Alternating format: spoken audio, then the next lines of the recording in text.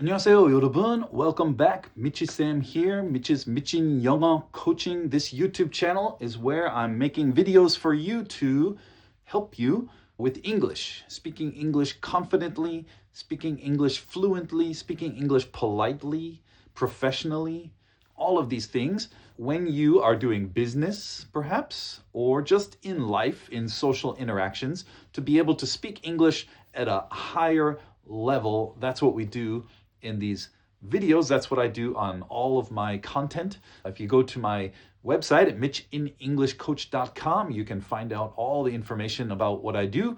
And here on this channel, if you haven't subscribed, go ahead and subscribe because I'm going to give you more and more video lessons to help you. Okay, so today we're going to talk about something that we've all experienced. We've all been there. You send an important email, you send a text message, Kakao Talk, and then silence. No answer. Oh, that's the worst. That's the worst, right? Nobody likes to be ignored, right? We don't want to not have any response when we send an email or a text, but it happens. It happens a lot. And sometimes we feel angry or upset or, how could they ignore my email? Well, here's the thing. All of us are getting hundreds and hundreds of emails and text messages every single day, right? You are, I am. It's too much. It's crazy how much we get. Most of it is junk. Most of it is spam. So don't get upset. Don't take it personally if someone doesn't answer you. A lot of times people, they see an email or they see a text message, but they're very busy. And so they think, I got to answer this. Oh, okay, I'll get to it. And then they forget. Okay, it happens. Don't take it personally. Don't get upset. Don't write back and say, how dare you not answer my email? No, everybody's busy and it's just a matter of too much content coming in all the time, every day. It's a problem, to be honest. It's a problem. We all have too much junk in our lives, okay? Not to say that your email or your text is junk. Probably not. I'm sure you have an important email and you need an answer. So today what I want to talk about is how to get that answer faster, okay? How to stick out, how to make yourself kind of rise above all of the junk mail that people get, all of the spam, all of the junk texts that people are getting. How to stay fresh in their mind so that they remember, oh yeah, I got to answer Mitch's email. It's a very important skill to have in life, in business, but something that we often don't think about, okay? And we call it the gentle nudge. Gentle nudge. Nudge means just gently pushing them, You don't want to say, hey, hurry up and answer my email. Hurry up and answer my text. We don't need to do that. Again, everybody's busy, okay? Give them some slack, we say. Cut them some slack. That means give them a little grace, Be understanding about other people's situation too. You're not the only person in the world. You're not the only person in their life. So just try to understand, okay? But we can give them a gentle little push, gentle nudge, okay? And the best phrase to do this is you send them an email or a text back and you say, I wanted to keep this on your radar. Try that one. I just wanted to keep this on your radar.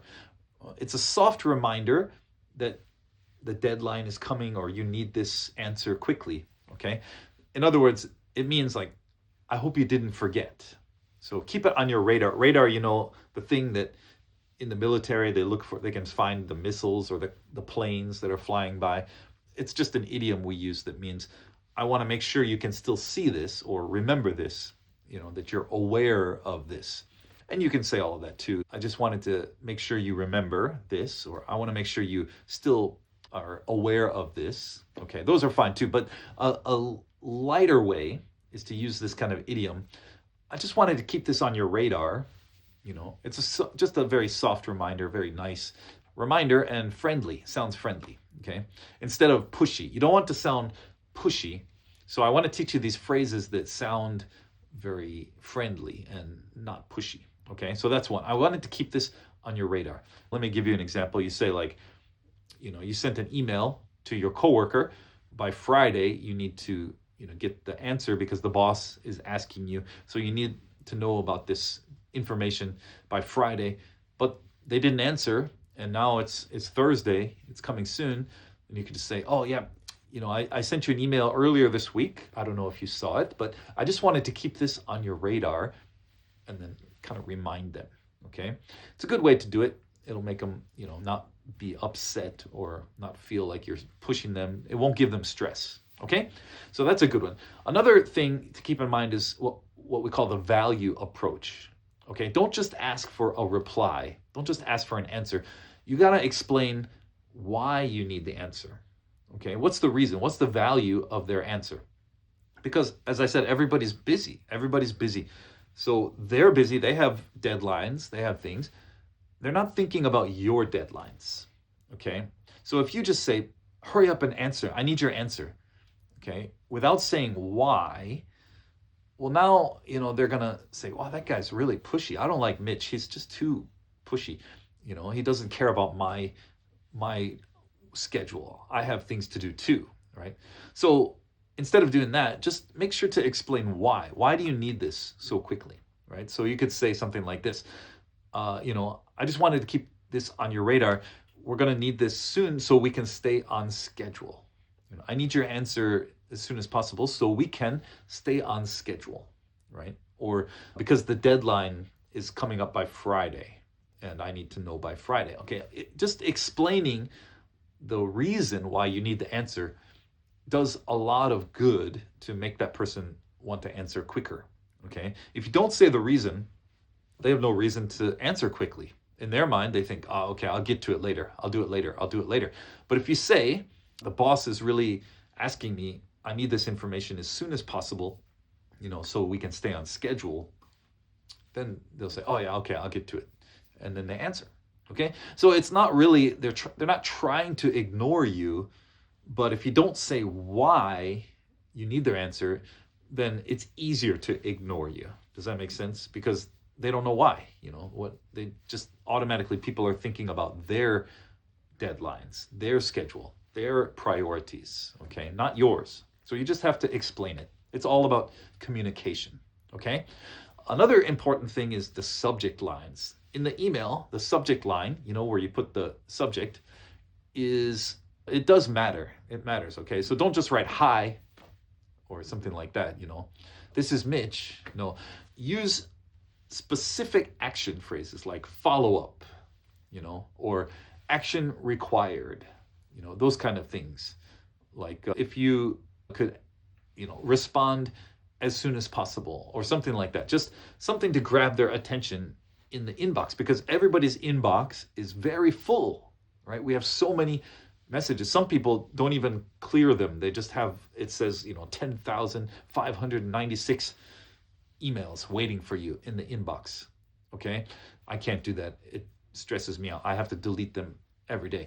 But either way, people have too many things coming in. And so if you put in the subject line something like follow up or action required, then people will want to read your email and get back to you faster. Okay, because it just catches their attention. That's all it is. You're just trying to stick out above the others without sounding too pushy or too rude, okay, just in a professional way to ask for some action.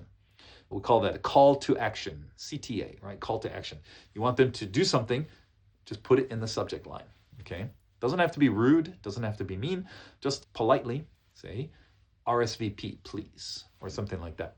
Okay, so all of those will help you. Consistency is professional, okay? If you want to get an answer, you have to keep contacting that person. Don't be afraid to just follow up maybe multiple times. It may take more than once, okay? So if you just send an email and then you never hear from them, but they also never hear from you, well, why are you surprised when you're not getting an answer? You have to communicate. So use these tips that I gave you in this video to communicate to them, to get them to respond to you faster, okay? And probably they will. As I said, most people are not trying to avoid you. Most people are not trying to ignore you. They're just busy. They're busy. And sometimes even just the email, doesn't even go to their inbox. It goes to the spam. box. And that's not their fault. That's not your fault. So in those cases, you just need to send a reminder. Okay? So don't be afraid to remind a couple of times, as long as you're not being pushy and as long as you use the polite phrases that I'm giving you, then it should be okay. They won't be upset. They'll just say, oh, I'm sorry, I didn't see that, or I'm sorry, I got busy. I meant to answer you, but and then you say, okay, it's fine, no big deal. Doesn't have to be a big deal. This is all just simple, everyday kind of practices that we can do to make workflow easier in the office, or just communication with friends, family will go easier if you try these things as well. All right, everybody, so try it out, see how it works, see if you get an answer. If you send me a comment under this video, I'll answer you. I'm happy to answer you. You can send me, if nobody answers you, nobody's talking to you, come talk to me. I'm here. All right, everybody, I'll see you in the next video.